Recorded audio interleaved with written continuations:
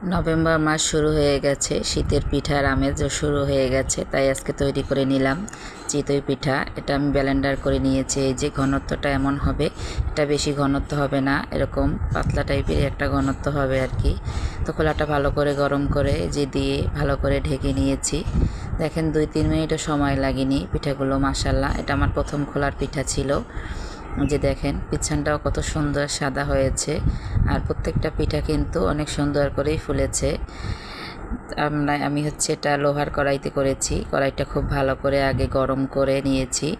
আর এই খোলা গরম করার জন্য অবশ্যই একটু লবণ দিয়ে নেবেন, তাহলে খোলাটা খুব ভালো করে সেট হয়ে যাবে। পিঠাগুলো দেখেন কত সুন্দর করে আমি সবগুলো পিঠাই এভাবে তৈরি করে নিয়েছি। সবগুলো পিঠাই কিন্তু মাশাল্লাহ এরকম ফুলকো ফুলকো হয়েছে।